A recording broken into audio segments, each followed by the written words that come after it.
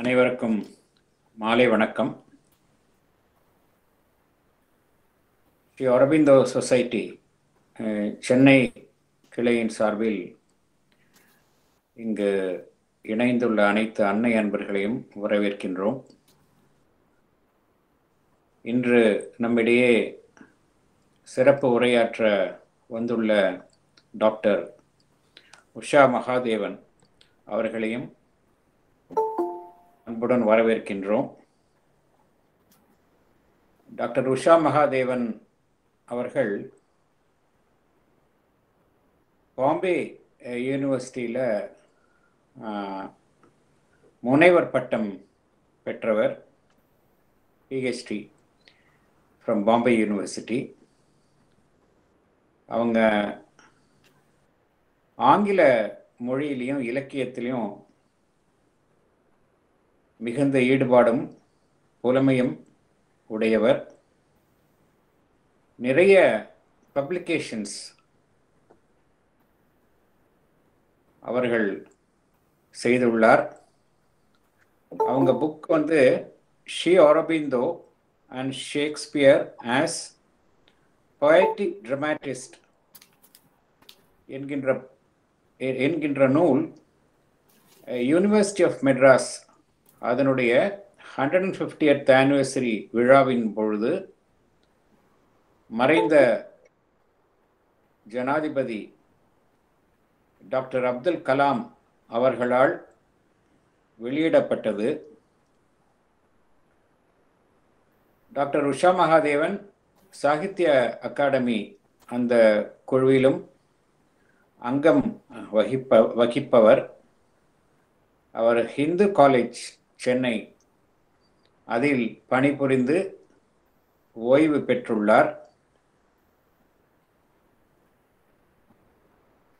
ஆங்கிலத் துறையில் பணிபுரிந்து ஓய்வு பெற்றுள்ளார். தற்பொழுது post retirement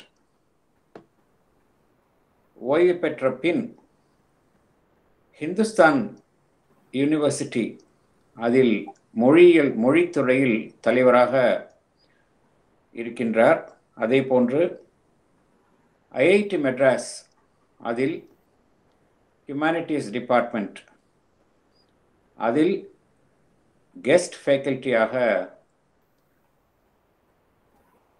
பணிபுரிகின்றார். Chennai mathematical institute அதனுடனும் கூட அவருக்கு தொடர்பு இருக்கின்றது. ஆகையால் இந்த கல்வித்துறையில் சிறந்த புலமை பெற்றவர் அவர்.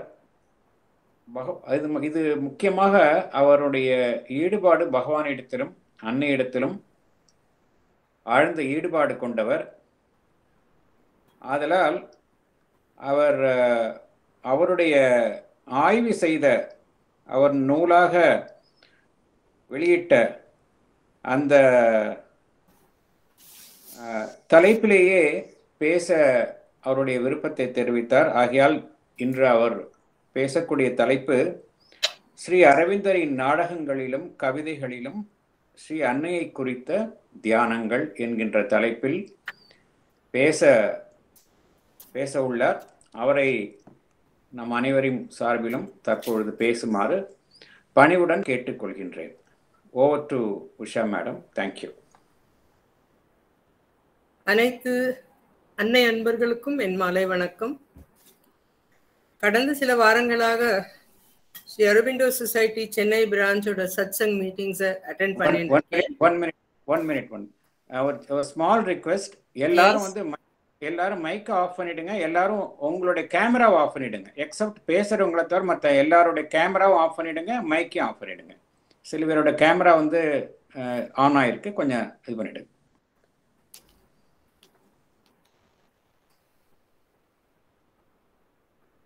Yes madam, please. கடந்த சில வாரங்களாக அரவிந்தோ சொசைட்டி சென்னை பிரான்ச்சோட சத்சங் மீட்டிங்ஸை நான் அட்டெண்ட் பண்ணிட்டு இருக்கேன். மிகவும் அருமையான சொற்பொழிவுகள். ஸ்ரீ அன்னை தான் நம்ம எல்லோரையும் இணைக்கிறார்கள். நாம் அனைவருமே அன்னையின் குழந்தைகள் தான். இப்போ நான் எப்படி ஃபீல் பண்ணுறேன்னா, I am a child of the mother and I am speaking to the other children of the mother. அன்னையை பற்றி நான் முதல்ல கேள்விப்பட்டது 1969. அப்பொழுது நான் மும்பை கல்லூரியில் மாணவியாக இருந்தேன். என்னுடைய பேராசிரியர் அவர் பெரிய அன்னை பக்தர். அவர் என் பேராசிரியர் மட்டுமல்ல, என் குருவும் கூட. அவர்தான் எனக்கு முதலில் ஸ்ரீ அன்னையை பற்றி கூறினார்.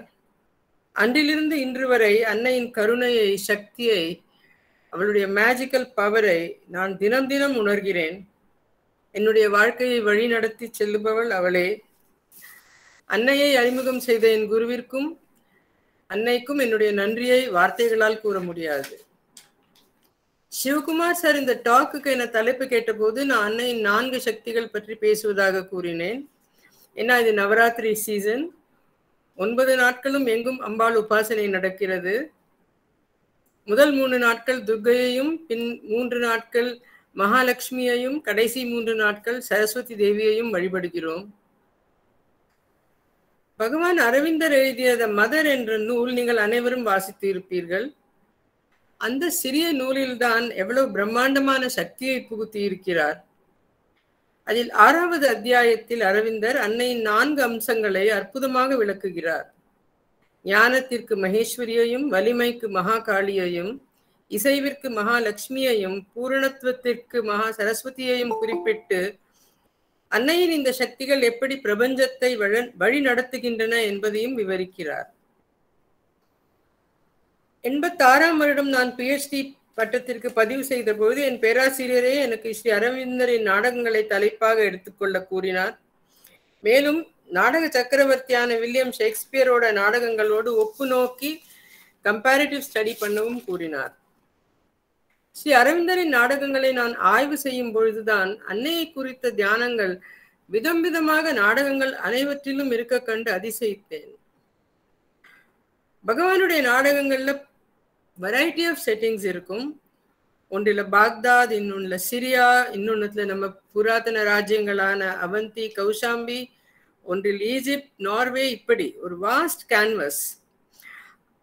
நம் பகவானின் புலமை அப்படிப்பட்டது. அபார ஸ்காலர்ஷிப் அவருக்கு. இங்கிலாந்தில் அவர் படிக்கும் பொழுது கிரீக் அண்ட் லாட்டின் மொழிகளை ஆர்வத்தோடு படித்து கரை கண்டவர். இந்த கிரீக் அண்ட் லாட்டின் மொழிகள்ல தேர்ச்சி பெற்றவர்களுக்கு நிறைய ஸ்காலர்ஷிப்ஸ், பிரைசஸ் உண்டு அந்த லாங்குவேஜஸை ப்ரமோட் பண்றதுக்காக. இந்த மொழிகள் பயிலுவது மிகவும் கடினம். ஐரோப்பியர்களே திண்டாடுவார்கள். இம்மொழிகளை பயில்வதற்கு உள்ள கஷ்டத்தை இங்கிலாந்து பிரைம் மினிஸ்டராக இருந்த வின்ஸ்டன் சர்ச்சில் தமது சுயசரிதையில் கூறுகிறார். இந்த மொழிகளை கற்க அவர் பட்ட பாடு அதை அனைத்தையும் விளக்குகிறார். கடைசியில் நீ லாட்டின் மொழி கற்பதற்கு உனக்கு தகுதியே இல்லை என்று கூட அவரை கூறிவிட்டதாக சொல்லுகிறார். ஆனா நம்ம பகவான் அரவிந்தர் இதை அத்தனையும் கரைத்து குடித்தவர். ஹோமரோட இலியாட், ஒடிசி போன்ற காவியங்களை ஒரிஜினல்லேயே படித்தவர். ஒரு குறிப்பிட்ட வருடம் இந்த மொழிக்காக வைத்திருந்த அத்தனை பரிசுகளையும் இவர் ஒருவரே வாங்கி சென்றார். He bagged all the prizes for classical languages. இதை நான் எதுக்கு சொல்ல வந்தேன்னா, ஒரு நாடகத்துல கிரேக்க தேவியான அத்தீனியை கொண்டு நாடகத்தை நடத்தி செல்கிறார். கிரீக் மைத்தாலஜி, பிலாசபி எல்லாவற்றிலும் அவர் அனாயாசமாக ஹேண்டில் பண்ணும் வல்லமை பெற்றவர். முதல்ல மதர்ஸ் 4 பவர்ஸ் என்றே நினைத்து பிறகு அரவிந்தரின் நாடகங்களிலும் கவிதைகளிலும் அன்னையை குறித்த தியானங்கள் என்றே எடுத்துக்கொண்டேன். By way of introduction, I have a few slides. நான் ஒரு நிமிஷம் ஸ்கிரீன் ஷேர் பண்றதுக்கு பார்க்குறேன். அது வரலன்னா I will just drop it. Mister Ram, உங்களுடைய கேமரா ஆஃப் பண்ணிடுங்க சார் ப்ளீஸ்.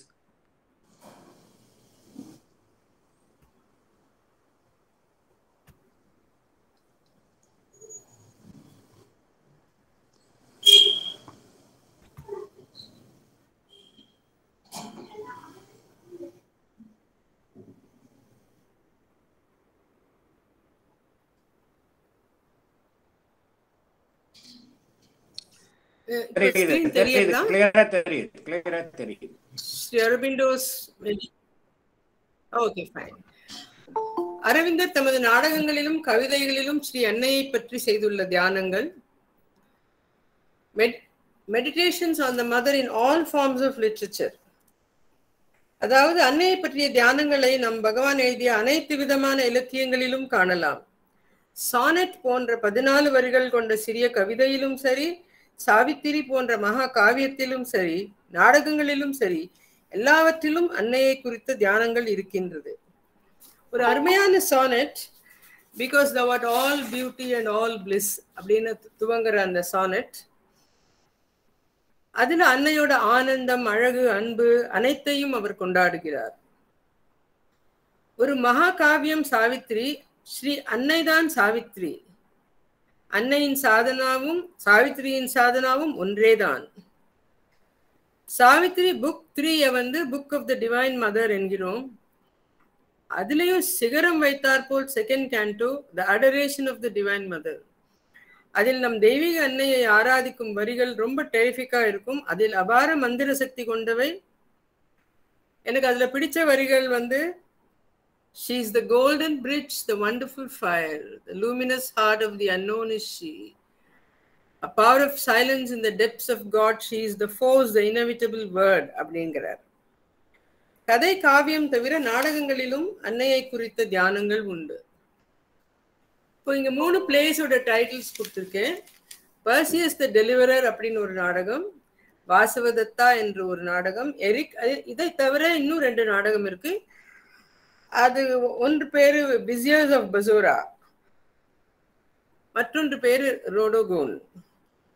இந்த 5ம் முழுமையான நாடகங்கள். இதை தவிர அன்பினிஷ்ட் பிளேஸ் என்றும் சில உள்ளன. எல்லாவற்றிலும் விரிந்த களம், விதவிதமான செட்டிங்ஸ். பசோரா, பாக்தாத் போன்ற நகரங்கள் விசியர்ஸ் ஆஃப் பசோராவில். பர்சியஸ் நாடகத்தில் சிரியா என்ற நாடு, ரோடோகுன் நாடகத்தில் ஈஜிப்ட், வாசவதத்தாவில் அவந்தி, கௌஷாம்பி நகரங்கள், எரிக் நாடகத்தில் ஸ்காண்டினேவியன் நாடான நார்வே. இப்படி ஒரு வெரைட்டி. அன்னையின் சக்திகளின் ஆற்றல் இந்த நாடகங்களிலும் பார்க்கலாம். அன்னையின் அம்சங்கள் நாடகத்தின் கருப்பொருளை நடத்தி செல்லும் சக்திகளாக சித்தரித்து இருக்கிறார் ஸ்ரீ அரவிந்தர். த மதர் என்னும் நூலில் அரவிந்தர் the 4 powers of the mother are 4 of her outstanding personalities, portions and embodiments of her divinity என்று தொடங்கி மாகேஸ்வரியின் அகண்ட ஞானத்தையும் மகாகாளியின் வல்லமையையும் மகாலட்சுமியின் இசைவையும் மகா சரஸ்வதியின் பூரணத்துவத்தையும் விளக்குகிறார். அன்னை அன்பர்கள் அனைவரும் இந்த புத்தகத்தை படித்திருப்பார்கள். ஆனாலும் அதில் உள்ள சில முக்கியமான வரிகளை மட்டும் நான் இங்கே ஸ்லைடில் கொடுக்கிறேன். இங்கே வந்து Maheswari for wisdom, Mahakali for power, Mahalakshmi for harmony, மகா சரஸ்வதி ஃபார் பர்ஃபெக்ஷன். இது இந்த இடத்துல எதுக்கு சொல்றேன்னா, அவருடைய நாடகங்கள்ல இந்த எல்லா சக்திகளும் ஒவ்வொரு நாடகத்துல ஒவ்வொரு சக்தி வருது. அது அந்த கதையின் கருப்பொருளை வந்து இட்டு செல்கிறது. அதனால இந்த 4 பவரை நம்ம வந்து எல்லா நாடகங்கள்லயும் இன் டிஃப்ரெண்ட் வேஸ் பார்க்கலாம். இப்போ மாகேஸ்வரிய பத்தி சொல்றச்ச, Imperial Maheshwari is seated on the wideness above the thinking mind and will and sublimates and greatens them into wisdom and largeness or floods with a splendor beyond them அப்படிங்கிறார். தமிழ்ல ராஜராஜேஸ்வரியான மகேஸ்வரி சிந்திக்கும் மனத்திற்கும் இச்சாசக்திக்கும் மேலுள்ள விரிவில் வீற்றிருந்து அவற்றை மேம்படுத்தி ஞானமாகவும் விசாலமாகவும் மேம்படுத்துகிறாள். அல்லது அவற்றுக்கு அப்பால் உள்ள ஒரு அற்புத ஜோதியை வெள்ளமாய் அவற்றினுள் பாய்ச்சுகிறாள். வல்லமைக்கும் ஞானத்திற்கும் தேவி அவளே. For she is the mighty and wise one who opens us to the supramental infinities and the cosmic vastness, to the grandeur of the supreme light, to a treasure house of miraculous knowledge, to the measureless movement of the mother's eternal forces. Tranquil is she and wonderful, great and calm forever. என்று கூறுகிறார். அதிமன அனந்தங்களுக்கும் விஸ்வ விசாலங்களுக்கும் மகோன்னத பேரொளி பெருமைக்கும் அற்புத ஞான களஞ்சியத்திற்கும் அன்னையின் அமர சக்திகளின் அளவிலா ஆடலுக்கும் நம்மை திறப்பவள் அவளே. அவள் என்றென்றும் தெளிவும் அற்புதமும் பெருமையும் அமைதியும் கொண்டு விளங்குகிறாள். இப்போ அரவிந்தரோட நாடகங்கள் நிறைய இருக்கிறதுனால எல்லாத்தையும் டிஸ்கஸ் பண்ண முடியாததுனால ஒரு நாடகத்தை ரொம்ப விரிவா சொல்லலான்னு இருக்கேன். அந்த நாடகத்தோட ப்ரிசைடிங் டெய்டி வந்து மாகேஸ்வரியா. இப்போ நம்ம அவளை பத்தி படிச்சது எல்லாம் வந்து அந்த டிராமால நம்ம பார்க்கலாம். அடுத்தது Mahakali. There is in her an overwhelming intensity, a mighty passion of force to achieve, a divine violence rushing to shatter every limit and obstacle. Screen தெரியலமா. தெரியலையா? ஓகே. இதுவரைக்கும் தெரிஞ்சதா? இல்ல. பின் பண்ணி பாருங்க மேம் அந்த ஸ்கிரீனை. கைண்ட்லி பின் தி ஸ்கிரீன். பின்னு ஒரு ஆப்ஷன் இருக்கும் பாருங்க. ஓகே.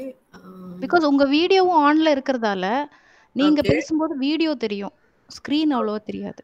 இப்போ நான் படிச்சது ஸ்கிரீன் தெரியல இல்லையா? Yes ma'am. நீங்க வீடியோ ஆஃப் பண்ணி பார்க்க முடியுமா? அதை பின் பண்ணிடுங்க. இத உங்க வீடியோ ஆஃப் பண்ணிக்கங்க. ஓ, எனக்கு வந்து இப்போ எனக்கு அது பண்ணினா திருப்பியும் எனக்கு ரெஸ்யூம் பண்றது கஷ்டம். அதனால I think I will just stop sharing and I will read. Okay. இல்ல பரவாயில்லை, ரீட் பண்ணுங்க போதும். நீங்க carry on. I will stop sharing and I will read. Okay. Right.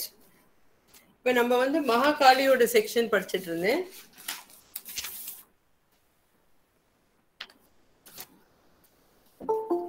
மகாகாளிய பத்தி கூறுறச்ச அரவிந்தர் சொல்றார், the rapid and direct stroke, the frontal assault that carries everything before it.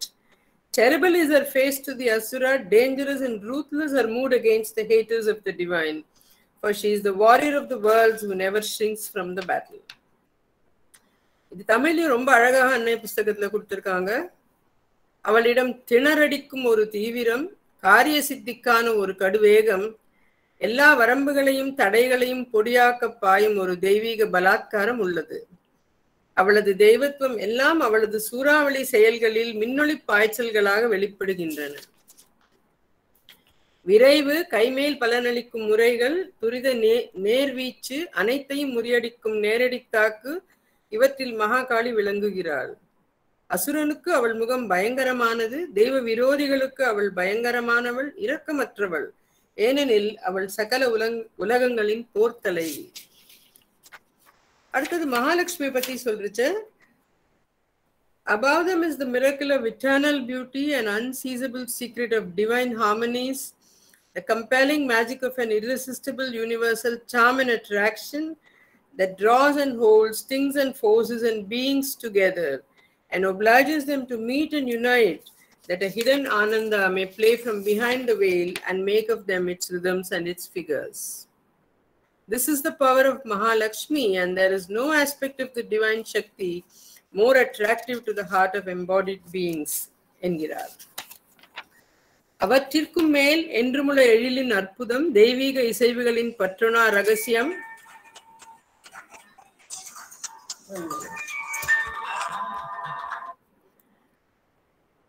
தடுத்தற்கரிய மோகன வசீகரத்தின் உலகளாவிய மாயாஜாலம் உள்ளது. அது பொருள்களையும் சக்திகளையும் ஈர்த்து பிடித்து அவற்றை கூட்டி இணைக்கிறது. கூட்டி இணைத்து மறைவிலுள்ள ஒரு ஆனந்த திரைக்கு பின்னின்று தன் லீலைகளை நடத்தவும் அவற்றை தனது சந்தங்களாகவும் தனது வடிவங்களாகவும் ஆக்கவும் உதவுகிறது. இதுவே மகாலட்சுமியின் மாட்சி. உடல் கொண்ட ஆன்மாக்களின் இதயத்திற்கு இவளை விட வசீகரமான தெய்வ சக்தி, தெய்வ வடிவம் வேறு இல்லை. கடைசியாக மகா Saraswati, she is the youngest of the four அப்படின்னு சொல்றார் பகவான். When her work is finished, nothing has been forgotten. இதுல நம்ம பகவானோட லாங்குவேஜ் அட்மயர் பண்ணாம இருக்கவே முடியாது. அவ்வளோ பெர்ஃபெக்ஷன் அவள் எதிர்பார்க்கிறாள். அந்த பெர்ஃபெக்ஷன் நம்ம அடையறதுக்கு அவள் உதவியும் பண்ணுகிறாள். Nothing has been forgotten, no part has been misplaced or omitted or left in a faulty condition. All is solid, accurate, complete, admirable. Nothing short of a perfect perfection satisfies her, and she is ready to face an eternity of toil if that is needed for the fullness of her creation. அவள் வேலை முடிவுறும் போது எதுவும் மறக்கப்பட்டிராது, எப்பகுதியும் விடப்பட்டோ இடம் தவறியோ பழுதான நிலையிலோ இராது. எல்லாம் திடமாயும் சரியாயும் பூரணமாயும் வியக்கத்தக்கதாயும் இருக்கும். பரம பரிபூரணத்திற்கு குறைந்தது எதுவும் அவளுக்கு திருப்தி அளிக்காது. தன் படைப்பின் முழு நிறைவிற்கு அனந்த காலமும் வேலை செய்ய வேண்டும் என்றாலும் அவள் அதற்கு ஆயத்தமாகி இருக்கிறாள். இப்போ மகா சரஸ்வதியை பத்தி, அவளோட பர்ஃபெக்ஷன் பற்றி குறிப்பிடும் போது என்னுடைய குரு கூறிய ஒரு சின்ன விஷயத்தை உங்களுக்கு ஷேர் பண்ண விரும்புகிறேன். அதாவது நான் மாணவியா இருக்கச்ச அமெரிக்கன்ஸ் சந்திர மண்டலத்தில் லேண்ட் பண்ணின நியூஸ் வந்ததுமே இது மகா சரஸ்வதியின் அருள் என்றார் எங்கள் பேராசிரியர். நாங்கள் எல்லாரும் அவர்கிட்ட கேட்டோம், அது எப்படி அமெரிக்கன்ஸ் மகா சரஸ்வதியை வணங்கினார்களா என்ன அப்படின்னு கேட்டோம். அதுக்கு அவர் சொன்னார், Americans pin point landing on the moon எப்படி சாத்தியம் என்றால், அவர்கள் தீவிரமாக இடைவிடாது எந்த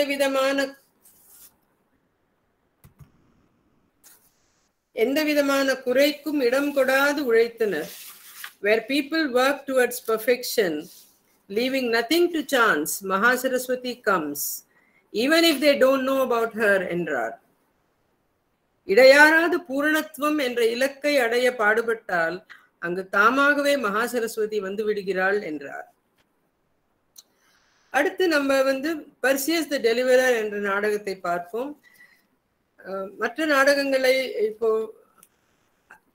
சொல்வதற்கு நேரம் இருக்காது, அதனால் இதை கொஞ்சம் விரிவாக பார்த்து விடுவோம். இதுல அன்னையின் மகிமையை அவர் எப்படி வெளிப்படுத்தி இருக்கிறார் என்பதை காண்போம். அந்த நாடகத்துல செட்டிங் சிரியா என்கிற நாடு. இங்கே வாழும் மக்கள் ஒரு காட்டுமிராண்டி தனமாகவும் கொடூரமாகவும் நிறைந்த மதத்தை பின்பற்றுகிறார்கள். பொசைடன் என்ற அசுரத்தனமான சக்தியை, கடற்கடவுளை துதிக்கிறார்கள். பொசைடன் அட்வென்ச்சர்னு கொஞ்சம் வருஷம் முன்னாடி ஒரு மூவி கூட வந்தது, சில பேர் பார்த்திருப்பீங்க. பொசைடனுக்கு சிரியாவில் கோவில் உண்டு, நரபலி உண்டு. ஆனால் இந்த நாட்டை வன்முறையிலிருந்தும் விடுவித்து மனிதநேயம் மிக்கதான ஒரு நாகரீகத்துக்கு இட்டு செல்பவள் அன்னை வடிவமான கிரேக்க தேவி பலாஸ் அத்தீனி. பலாஸ் அத்தீனி நம்ம மாகேஸ்வரியோட கிரீக் கவுண்டர் பார்ட் அப்படின்னு சொல்லலாம். கிரேக்க கலைமகள்னு சொல்லலாம். மாஹேஸ்வரி ஸ்ரீ அரவிந்தர் tranquil is she and wonderful, great and calm forever. Nothing can move her because all wisdom is in her என்கிறார்.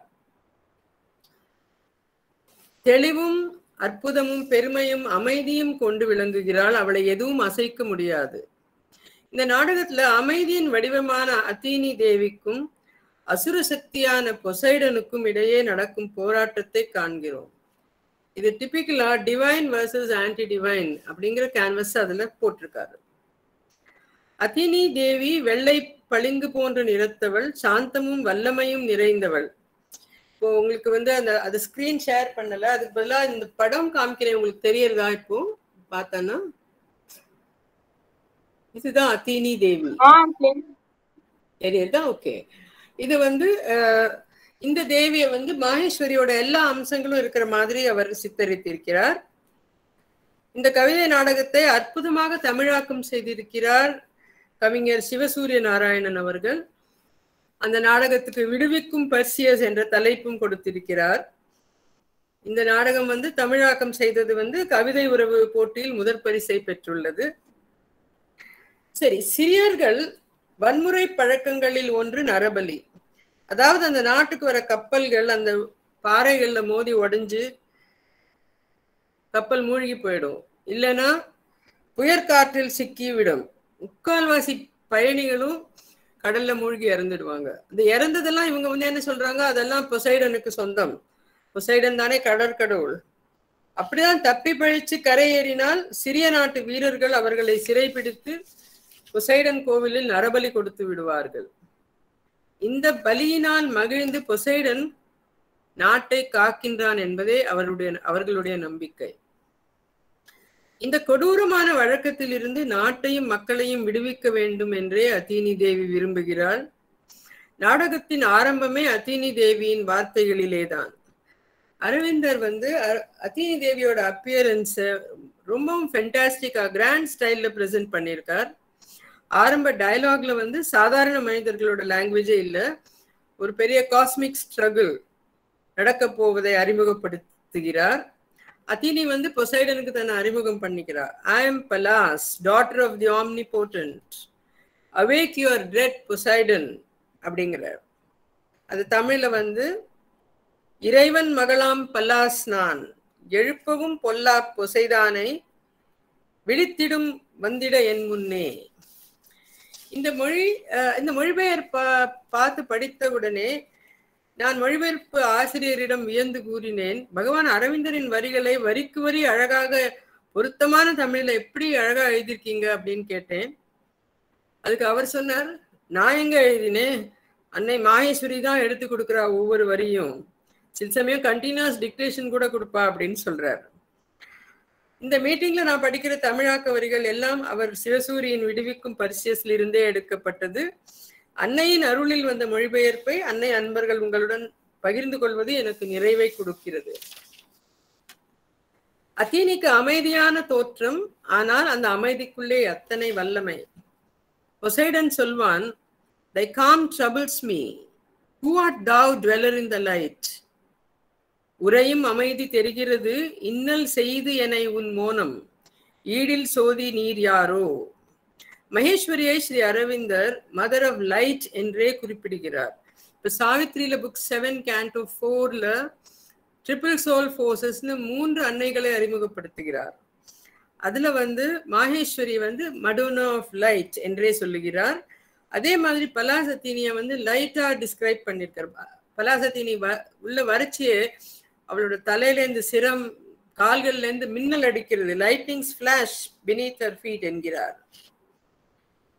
அத்தினி பொசைடன்ட்ட ரத்தம் தவிர்த்திடு, இனிமேலே மனிதரை மண்ணில் வாழ விடு என்கிறாள்.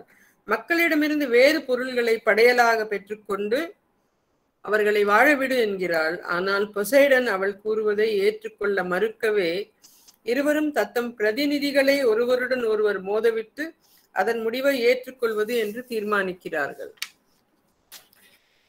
அத்தினி தாயின் பிரதிநிதிதான் கதாநாயகன் பெர்சியஸ். வீரதீர வாலிபன், அத்தினி தேவியின் வாளையும் கேடயத்தையும் ஏந்தியவன். கதாநாயகி ஆண்ட்ரோமெடா சிறிய நாட்டு மன்னன் மகள் பிரின்சஸ். இவளும் அத்தீனி தேவியின் அருளுக்கு பாத்திரமாகிறாள். முதல் காட்சியிலிருந்து நம்ம விண்ணிலிருந்து மண்ணுக்கு இறங்கி வரும்.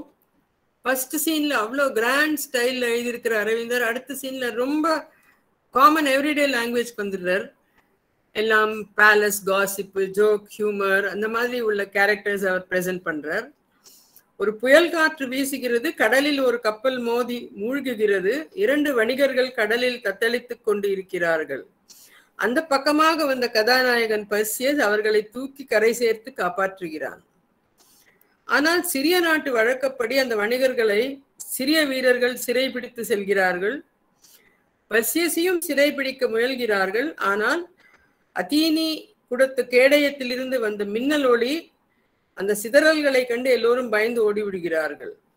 இங்கே இன்னும் 2 பாத்திரங்கள் அறிமுகப்படுத்துகிறார் அரவிந்தர். ஒன்று ஆண்ட்ரோமெடாவின் அண்ணன் இளவரசன் அயோலஸ். அவனும் பர்சியஸும் நண்பர்கள் ஆகின்றனர். 2வது கோயில் பூசாரி பாலிடான். மிகவும் கொடியவன், அதாவது பொசைடன் மாதிரி உள்ள டார்க் ஃபோர்ஸ் அவன் ஆராதிக்கிறவன், ராஜாங்க விஷயங்கள்ல தலையிடுபவன், இதயமே இல்லாதவன். கதாநாயகி ஆண்ட்ரோமெடாவிலும் நம்ம அன்னையின் சக்திகளை பார்க்கலாம்.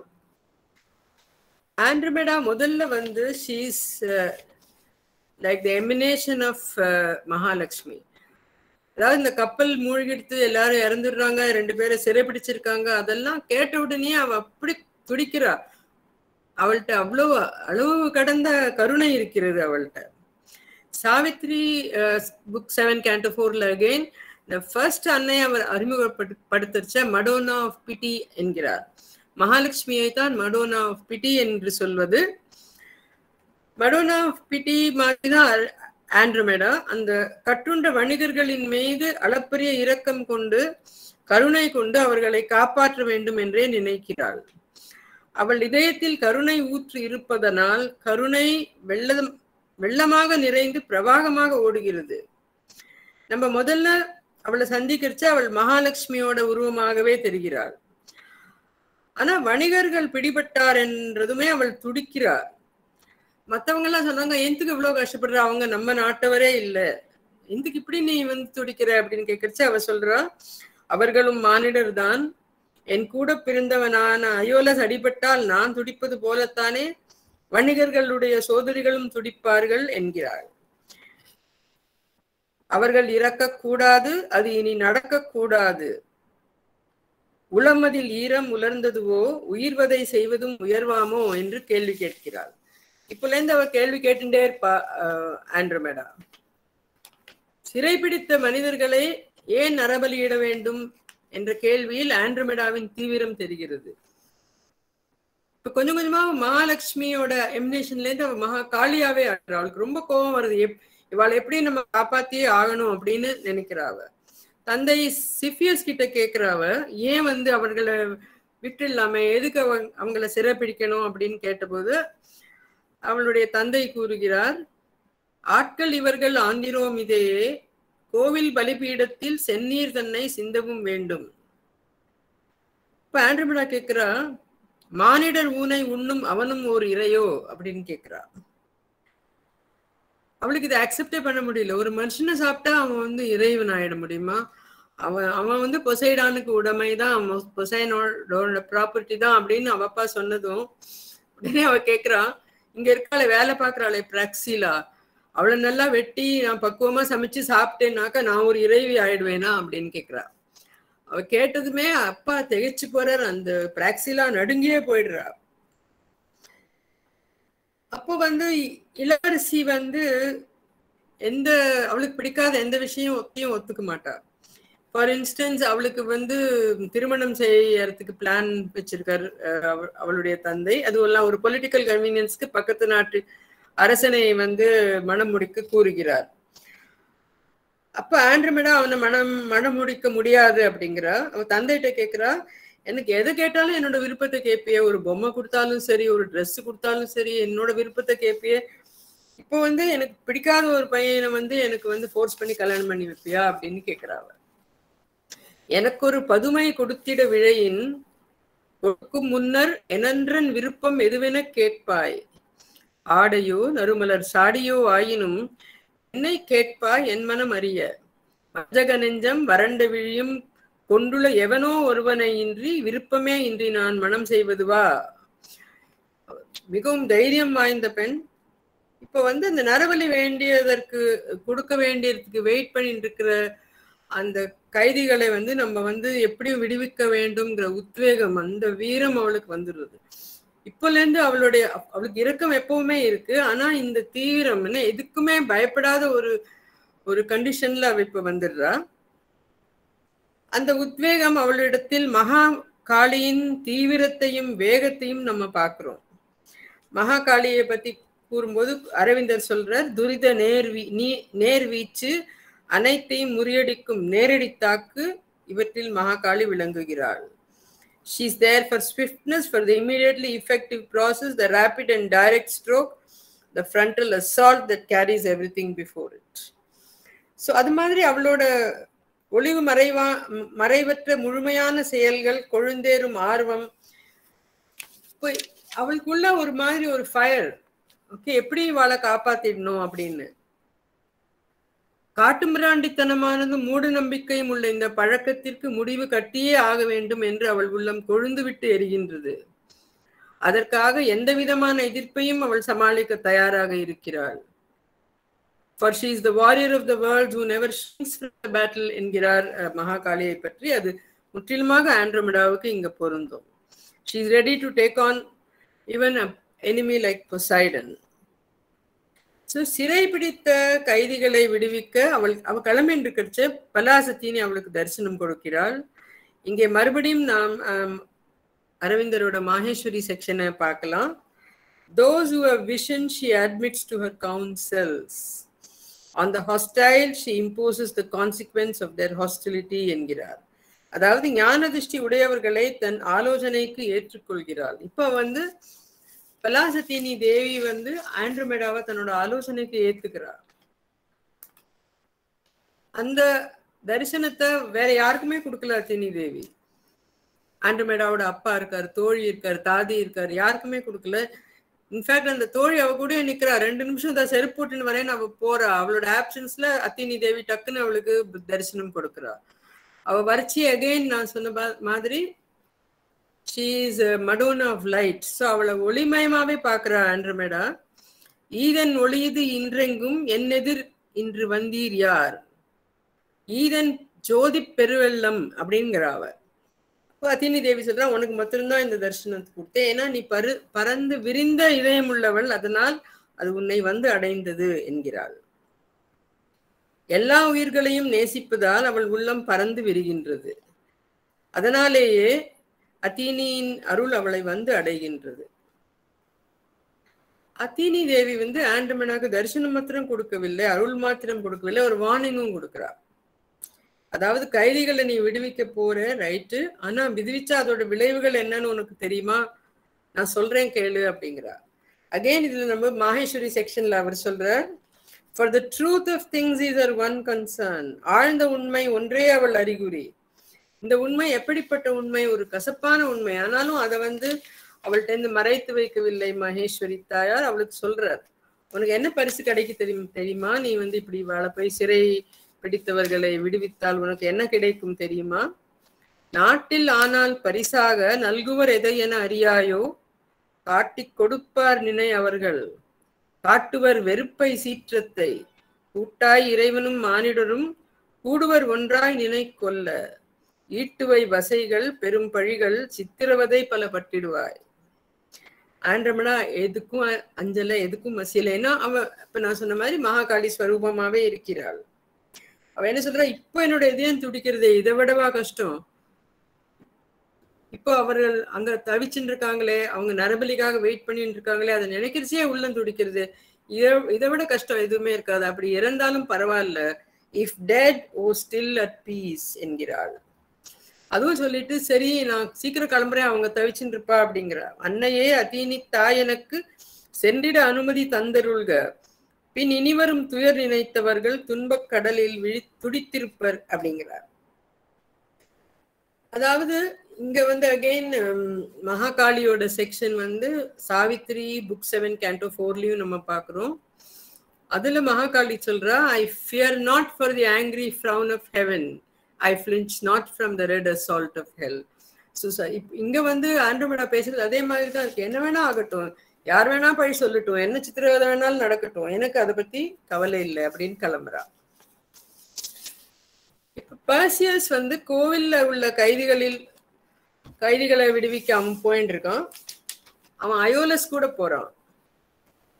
ஆனா ஆண்ட்ரோமேடா வந்து அவளுடைய தொழில் தயோமிதையோட போறா. 2 பேரும் ரெண்டு வேற இடத்துல இருந்து இந்த கோவிலுக்கு போறாங்க. ஆனா ஆண்ட்ரோமேடா வந்து சேர்றதுக்கு முன்னாடியே பர்சியஸ் அங்க வந்துடுறாரு. சிறை பிடித்த வணிக கைதிகளை விடுவிக்க கோயில் செல்கிறான். ஆனா அவன் முதலில் வந்து சேர்கிறான். பர்சியஸ் கோவிலில் உள்ள 2 கைதிகள் இல்ல, ஒத்தனை மட்டுமே விடுவிக்கிறான். மற்றவன் வந்து பணத்தாசை பிடித்த சுயநலக்காரன், அவனை வந்து விடுவிக்கிறது இல்லை. இது ரொம்ப இன்ட்ரெஸ்டிங்கா இருக்கும். இந்த காட்சியை படிக்கும்போது ஸ்ரீ அரவிந்தர் மாஹேஸ்வரி பத்தி குறிப்பிட்டதை நான் நினைச்சு வியந்தேன். மாஹேஸ்வரி பத்தி அவர் சொல்றார், partiality she has none, but she follows the decrees of the supreme, and some she raises up and some she casts down. அதை படிக்கிறச்ச நான் நினைப்பேன், ஒரே லைன்ல 2 ஆப்போசிட்டா இப்படி சொல்றாரு.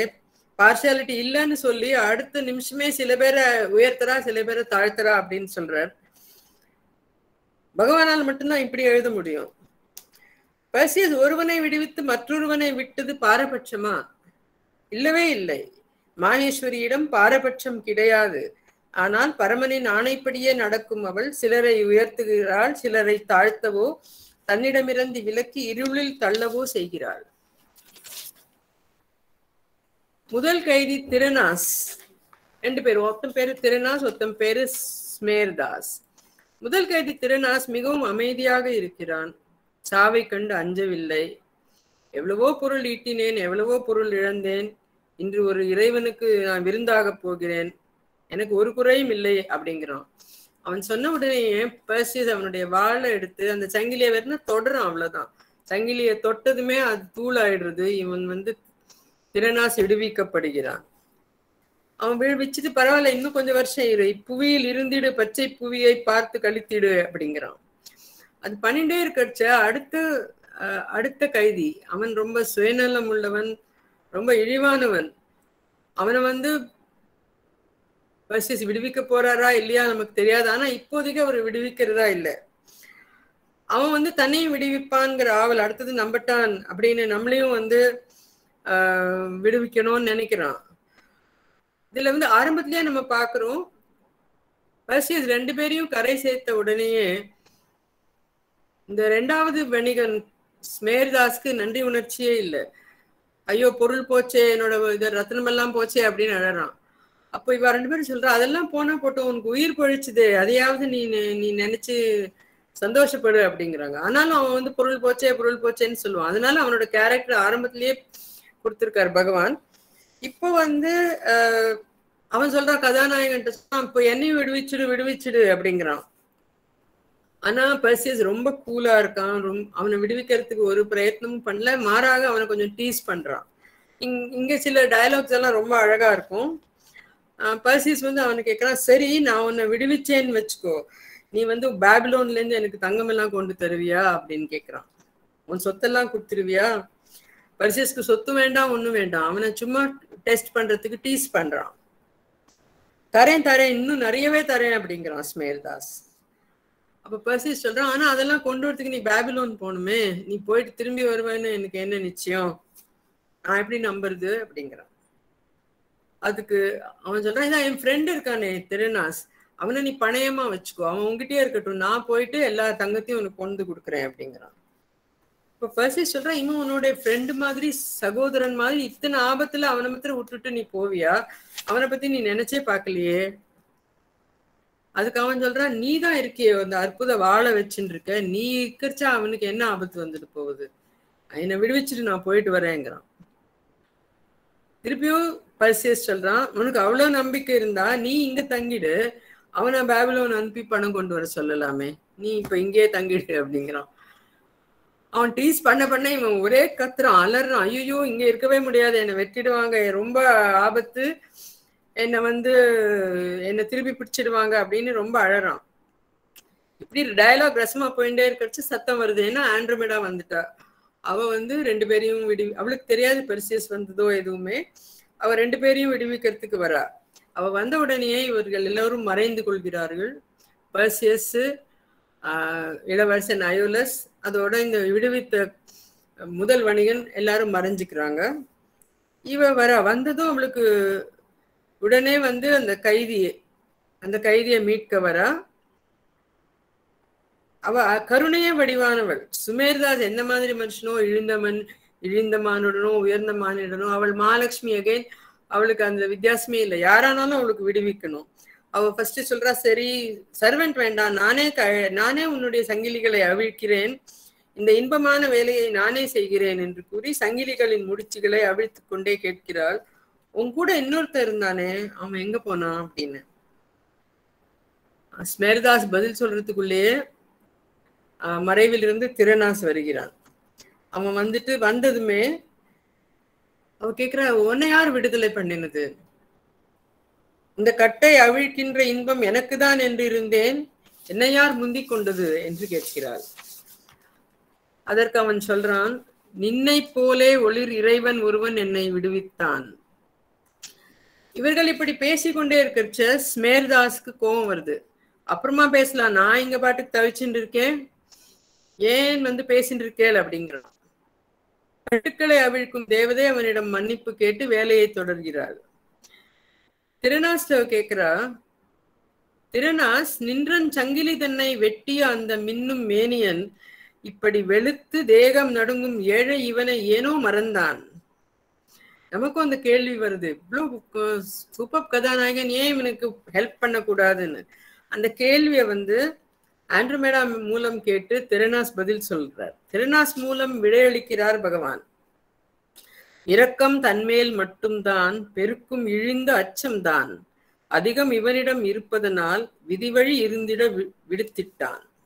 பெர்சியஸ் ஒருவனை விடுவித்து மற்றவனை விதிவழி விட்டது ஏன் என்பது நாம் மகேஸ்வரி பகுதியை பார்க்கும்போது விளங்கும். In each man she answers and handles the different elements of his nature according to their need and their urge, and the return they call for, puts on them the required pressure or leaves them to their cherished liberty to prosper in the ways of the ignorance or perish அப்படிங்கிறார். அப்படித்தான் சுமேர்தாசனை விட்டான் என்றே கொள்வோம். இதுல இன்னொரு விஷயம் என்னன்னா, இங்க ஸ்ரீ அரவிந்தர் ஒரு நாடக ஆசிரியர்னு நம்ம நினைவுக்கு வச்சுக்கணும். இதுல நாடக உத்திகளையும் அவர் கவனிச்சிருக்கார். கதாநாயகன் 2 பேரையுமே விடுவிச்சா கதாநாயகிக்கு அங்க ரோலே இல்லாம போயிடும். இவ்வளவு துணிச்சலாகவும் எதையும் எதிர்க்கும் சக்தி உள்ளவளாயும் ஆண்ட்ரோமேடா வந்திருக்கா. அவளுடைய பெருமையையும் நிலைநாட்ட வேண்டாமா? அவள் பெருமையை நிலைநாட்டி பெர்சியஸுக்கு ஏற்ற நாயகி இவள்தான் என்று காட்ட வேண்டாமா? அதனால தானோ என்னமோ அவர் இதெல்லாம் ஆக்சுவலி ஒரிஜினல் ஸ்டோரியில இல்லவே இல்லை. இது எல்லாமே ஸ்ரீ அரவிந்த் ஒரிஜினல் ஸ்கெலிட்டன் மாத்திரம் எடுத்துட்டு மிகவும் அழகாக இந்த கதையை கொண்டு போயிருக்கார். திறனாஸ் பதில் கூறவும் பெர்சியஸோட ஆளுமையை புரிந்து கொள்கிறாள் ஆண்ட்ரோமேடா. இப்போ என்ன சொல்றான்னா, இடறி விழுந்திடும் மனிதர்கள் இடம் இயல்பாம் களங்கத்தை மாசிதும் இல்லா அவன் ஜோதி கூசி வெறுக்குது போலும் தான். அவன் ஜோதி மயமானவன், அவன் கடவுள் மாதிரி இருக்கான், அதனால இந்த மாதிரி இழிந்த செயலை அவன் வெறுக்கிறான் போல் இருக்கு அப்படிங்கிறார். அதாவது டிவைன் டிஸ்கஸ்ட்ங்கிற வேர்டு இருக்கு, அது அரவிந்தர் இன்னொரு இடத்துல பிரயோகம் பண்ணியிருக்கார். அதைத்தான் பெர்சியஸ் செய்திருக்கிறான். அன்பு உள்ளம் கொண்ட ஆண்ட்ரோமேடா 2 வணிகர்களுக்கும் மறைவான இடத்தில் சாப்பாடு குடிநீர் ஏற்பாடுகளை செய்து வைத்து, தீவிரமாக சிறிய வீரர்கள் உங்களை தேடுவார்கள், அதுவரைக்கும் நான் ஏற்பாடு செய்திருக்கும் இடத்தில் சேஃபாக பயமில்லாமல் இருக்கலாம் என்கிறாள். சுமேர்தாஸ் உடனே, கடல்ல மூழ்கின என்னோட விலை உயர்ந்த பொருள்களை தேடி எடுக்க உங்க சிரியால டைவர்ஸ் இருக்காளா அப்படின்னு கேட்கிறா. உடனே கண்டிக்கிறான் திறனாஸ், ஏன்னா இப்பதான் உயிர் பொழைச்சு வந்திருக்க, அதுக்குள்ள இவ்வளவு அற்பமா யோசிக்கிறியே அப்படின்னு சொல்லிட்டு, இப்போ நம்ம கதையோட இந்த பார்ட்ல திறனாஸ் கிளம்புறதுக்கு முன்னாடி ஆண்ட்ரோமேடா மண்டியிட்டு வணங்குகிறான். அவனுடைய லாங்குவேஜ் ரொம்ப பியூட்டிஃபுல்லா இருக்கும். அவன் வந்து அவளை வந்து மகாலட்சுமியோட ஸ்வரூபமாகவே பார்க்கிறான். நம்ம வந்து அவன் டிஸ்கிரைப் பண்ணினதுல இருந்து மகாலட்சுமியோட டிஸ்கிரிப்ஷன் அரவிந்தர் கொடுப்பதை நாம் காணலாம். அவன் எப்படி கூப்பிடுறான்னா, ஓ ஹியூமன் மர்சிஃபுல் டிவினிட்டி என்று துவங்கி அவன் சொல்றது என்னன்னா, முன்ன பின்ன தெரியாத எங்களை காப்பாத்த இவ்வளவு கருணை வந்தவளே, அரண்மனை சுகமெல்லாம் விட்டு இந்த காரிருள் கொடூரமான இரையை எதிர்த்து இங்கே நாங்கள் கூப்பிடாமலே வந்த தெய்வமே என்று கூறி எல்லாம் கூறிட்டு நாடகம் முடிவுல எப்படி முடியுங்கிற ஒரு ஹிண்டையும் அவர் இந்த கேரக்டர் மூலம் கொடுக்கிறார். அவன் வந்து மண்டிட்டு சொல்றான், பொசைடன் போன்ற கொடூரமான போர்ஸ் மறைந்து கருணையும் சாந்தமும் உள்ள அத்தினி தேவிக்கு கோவில் எழுப்பப்படுகிறது. கடைசியில் அதை முன்கூட்டியே அனௌன்ஸ் பண்ற மாதிரி திரனாஸ் சொல்லுகிறான். ஆந்திரோமிதை நீ மண்ணில் உதித்த மங்கள புவியில் கருணையும் சாந்தமும் காத்திட புவியை நிச்சயமாக வெளிப்படும் தெய்வம் பயங்கர இறைகள் பாரினை விடுத்தே பாதாளத்தை பார்த்து ஓடிடுமே. அடுத்து கைதிகளை எல்லாம் விட்டுட்டு, கைதிகள்லாம் வந்து எங்க காணாம போயிட்டான்னு பொசைடன் எதிர்பார்த்தபடியே ரொம்ப சீற்றம் கொள்கிறான்.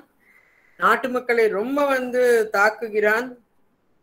அப்படியே சுமேர்தாஸ் பிடிபட்டுறான். பிடிபட்ட உடனே அவன் ஆண்ட்ரோமேடாவை காட்டி கொடுத்துறான். அதாவது அவன் எவ்வளவு இழிவானவன். இது இன்னொரு எக்ஸாம்பிள். இந்த சிச்சுவேஷன்ல அரசியல்வாதிகள் குளிர் காய்கிறார்கள். மக்களை அரசிக்கு எதிரே தூண்டி விடுகிறார்கள்.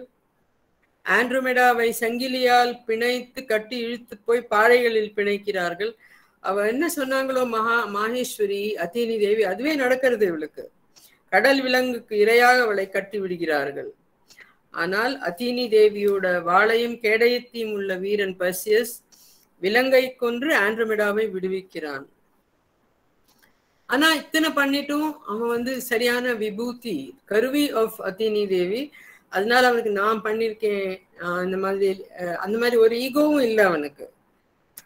தான் அத்தினி தேவியின் கருவியே என்று கூறி டு ஹர் கிவ் க்ளோரி, சீரெல்லாம் அவளையே சேரும் என்று கூறுவான். இப்படி விடுவிக்கும் பர்சியஸ் யாரையெல்லாம் விடுவிக்கிறான்? ஒன்று சிறை பிடித்த கைதிகளை மட்டுமில்லை, பிணைக்கப்பட்ட ஆண்ட்ரோமேடாவை மட்டுமில்லை, ஒரு கொடூரமான குருதி கோலம் போன்ற அந்த கோலம் பூண்ட நாட்டையே தீய சக்தியில் இருந்து விடுவிக்கிறான். He delivers the entire Syrian civilization. அவ்வளவு மகிழ்ச்சியா இருக்கு மன்னனுக்கு. அவன் வந்து பரிசு என்ன வேணாலும் கேட்கலாம். ஆனா அவன் தனக்குன்னு எதையுமே கேட்கறது இல்லை. அவன் கேட்கறதெல்லாம் என்னன்னா, அதான் முதல் சீன்ல எப்படி இருக்கணும்னு அத்தினி தேவி சொல்றாளோ அதை வந்து கடைசி சீன்ல பர்சியஸ் சொல்றான். அவன் சொல்றான், மரக்கலம் உடைந்ததால் மாலுமிகள் அடையும் துயரத்தை துடைக்க வேண்டும், கடலில் விழுந்தவர்களை காக்க வேண்டும், சீர்சால் அத்தீனிக்கு ஆலயம் எழுப்ப வேண்டும் என்று கூறுகிறான். ஞான கதிரின் நல்லொளியுடனே பூரண சாந்தம் பொலிந்திடும் அன்பும் விவேகத்து அடங்கிய வேக உணர்வும் வெள்ளை பளிங்கில் விளங்கும் வலிமை செதுக்கிய தேவியின் சிறு உரு தன்னை எப்படி அந்த கோயில் கட்டணும் அப்படின்னு சொல்றான். ஸோ அத்தினி இப்போ நம்ம வந்து இந்த நாடகத்தோட முடிவுக்கு வந்துட்டோம். ஒன்று ரெண்டு வார்த்தைகள் சொல்லி என் உரையை முடிச்சுக்கிறேன். இப்போ வந்து பர்சியஸோட கேரக்டர்ல அவன் எத்தனையோ இடர்கள், ஆக்சுவலி இந்த ஸ்டோரி ஆரம்பிக்கிறதுக்கு முன்னாடியே அவன் எத்தனையோ அட்வென்ச்சர்ஸ் முடிச்சுட்டு வந்திருக்கான். இந்த முடியற்ற அத்தினி தேவியின் அருளால் சிறிது சிறிதாக இருள் நீங்கி மண்ணின் ஆன்மா சிறிது சிறிதாய் திறந்து மாபெரும் ஜோதியில் மலர்ந்திடும் என்றும் கூறி எதிர்காலத்தை பற்றிய நம்பிக்கை ஊட்டும் வரிகளோடு நாடகம் முடிகிறது. இப்ப பர்சியஸ் அன்னை அத்தினியிடம் வைத்திருக்கும் பூரணமான நம்பிக்கை தான் அவனை எல்லா இடர்களிலிருந்தும் காக்கின்றது. ஒரு கருவியாய் விபூதியாய் அன்னையின் பணிகளை சிரமேற்கொண்டு செய்ய முடிகிறது. அன்னை புத்தகத்தின் 3வது அத்தியாயத்தின் கடைசி பத்தி இருக்கிறது. எனக்கு மிகவும் பிடித்த வரிகள். அதை மட்டும் கோட் பண்ணிவிட்டு என் உரையை முடித்துக் கொள்கிறேன். அதுல அரவிந்தர் என்ன சொல்றாருன்னா இது முற்றிலுமாக பெர்சியஸுக்கு பொருந்தும். அவ்வளோ ஃபெய்த், அவ்வளோ நம்பிக்கை, அதனால அவனுக்கு எந்தவித தீங்குமே வராது. The more complete your faith, sincerity and surrender, the more will grace and protection be with you. And when the grace and protection of the Divine Mother are with you, what is there that can touch you or whom need you fear? தமிழ்ல உனது நம்பிக்கையும் நேர்மையும் சரணமும் எந்த அளவிற்கு முழுமை பெறுகிறதோ அந்த அளவிற்கு தெய்வ அருளும் பாதுகாப்பும் உனக்கு கிடைக்கும். தெய்வ அன்னையின் அருளும் பாதுகாப்பும் உனக்கு கிடைத்த பின் உன்னை எதுதான் தீண்ட முடியும் அல்லது யாருக்கே நீ அஞ்ச வேண்டும். பகவான் எவ்வளவு அழகாக, எவ்வளவு ஆணித்தரமாக நமக்கு ஒரு அஷ்யூரன்ஸ், ஒரு உத்தரவாதம் கொடுக்கிறார். அதனால நம்ம இந்த நாடகத்தின் உள்ள எல்லா இடர்களையும் அவன் சந்தித்த மாதிரி நம்ம எல்லாருமே நம்ம அன்னையின் கால்களை பற்றி கொள்வோம்.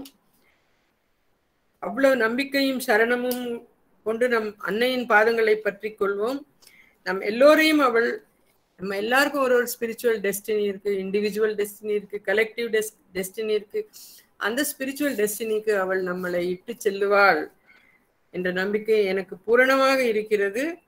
இதை கூறி இந்த அரிய வாய்ப்பை எனக்கு கொடுத்த ஸ்ரீ அரபிண்டோ சொசைட்டிக்கும் சிவகுமார் சாருக்கும் நன்றியை கூறி விடைபெறுகிறேன். வணக்கம்.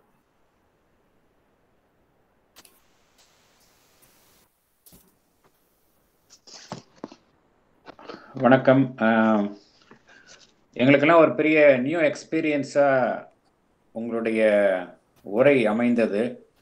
ஏனென்றால் பகவானினுடைய மற்ற நூல்களைத்தான் எங்களுக்கு பரிச்சயம் உண்டு, சாவித்திரி பரிச்சயம் உண்டு, மற்ற படைப்புகள் பரிச்சயம் உண்டு. ஆனால் பகவானினுடைய அந்த நாடகம் பொதுவாக அவ்வளவு தூரம் பரிச்சயம் இருப்பதில்லை. அந்த எஸ்பெஷலி இந்த பர்சியஸ் த டெலிவரர், இந்த நாடகத்தை நீங்கள் எடுத்துக்கொண்டு ரொம்ப அழகாக, எஸ்பெஷலி இந்த தருணத்துக்கு பொருத்தமான இந்த theme, the victory of light over darkness, இந்த கருத்தை தான் இந்த பர்சியஸ் த டெலிவரர் நாடகம் நமக்கெல்லாம் சொல்கின்றது. அதில் இதில் பகவானினுடைய அந்த மதருடைய அந்த 4 ஆஸ்பெக்ட்ஸ், எப்படி அந்த 4 ஆஸ்பெக்ட்ஸ் இங்கே பரிணமிக்கிறது அப்படிங்கிறத எனக்கு ரொம்ப அழகாக நீங்கள் எடுத்து சொன்னீங்க. ரொம்ப தேங்க்யூ வெரி மச். ஏன்னா இது எங்களுக்கு நியூ எக்ஸ்பீரியன்ஸ். இதை உங்களுடைய உரையை கேட்ட பிறகு எனக்கு அந்த பேலஸ், அந்த பர்சியஸ் தி டெலிவரர், அந்த ட்ராமா, பகவானுடைய ஒரிஜினல் இந்த ட்ராமாவை படிக்க வேண்டும் என்கின்ற ஒரு ஆர்வம் எனக்கு எழுகின்றது. அதே போல தான் இந்த உரையை கேட்ட அனைவருக்குமே அந்த ஒரு உணர்ச்சி எழும் என்கின்ற நம்பிக்கை எனக்கு இருக்கின்றது.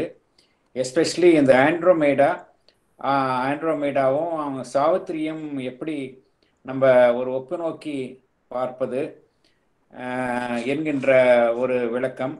அதே போல் அந்த பர்சியஸ் எப்படி இந்த பேலஸ் அத்தீனே, அந்த பேலஸ் அத்தீனையோட ஒரு டிவைன் இன்ஸ்ட்ருமெண்ட்டாக செயல்பட்டு எப்படி செயல்படுகின்றான். அதே போல் அந்த ஆண்ட்ரோமேடா எப்படி அவளுடைய அந்த வேரியஸ் ஆஸ்பெக்ட்ஸ், மகாலட்சுமி ஆஸ்பெக்ட்ஸாக இருக்கட்டும், அந்த மகாகாளி ஆஸ்பெக்ட்ஸாக இருக்கட்டும், மகாஸ்வரி ஆஸ்பெக்டாக இருக்கட்டும், எப்படி அந்த கேரக்டர் மூலமாக பகவான் விளக்கியுள்ளார். ஏன்னா இந்த ட்ராமாவை தான் it was published during Sri Aurobindo's lifetime. 1907 இது பப்ளிஷ் ஆச்சு. இந்த ட்ராமா மதருக்கு ரொம்ப ஃபேவரட் பிளே. இது ஆஷ்ரமில் இனாக்ட் பண்ணாங்க. அதை இந்த பிளே ஆஷ்ரமில் இனாக்ட் பண்ணாங்க. இதில் அதனால இந்த கேரக்டர்ஸ் எல்லாமே ரொம்ப சிம்பாலிக் கேரக்டர்ஸ். நம்ம இந்த டிவைன் மதருடைய டிவைன் ஆஸ்பெக்ட்ஸோடு நம்மளால் நன்கு ஒப்பிட்டு பார்க்க முடியும். இந்த ரொம்ப பியூட்டிஃபுல்லாக இருந்தது. We really enjoyed your talk. நிச்சயமாக இங்கே கூடியுள்ள அனைத்து அன்னை அன்பர்களும் இதே உணர்வில் தான் இருப்பார்கள் என்கின்ற நம்பிக்கை நிச்சயமாக எனக்கு இருக்கின்றது. எங்களுடைய அழைப்புக்கு இணங்கி இந்த நிகழ்ச்சியில் பங்கேற்று இந்த அருமையான உரையை நீங்கள் நிகழ்த்தி கொடுத்தமைக்கு மீண்டும் எங்களுடைய சொசைட்டியின் சார்பில் நன்றியையும் வணக்கத்தையும் உங்களுக்கு தெரிவிக்கின்றேன். உங்களுக்கு இந்த நேரம் வந்து ரொம்ப ஷார்ட்டேஜ், ஆஃப்கோர்ஸ் 1 ஹவரில் இவ்வளோ தான் பண்ண முடியும்.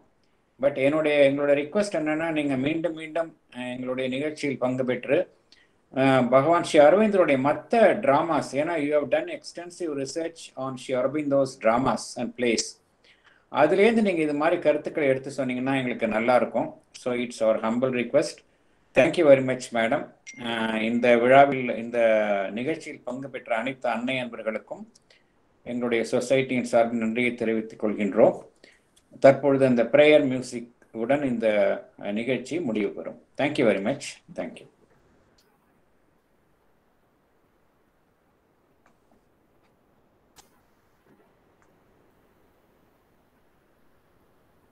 Battery 50%.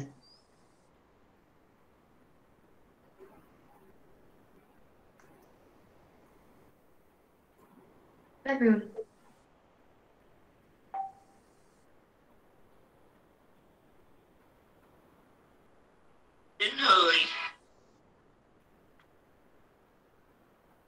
Battery 50%. Mobile device not.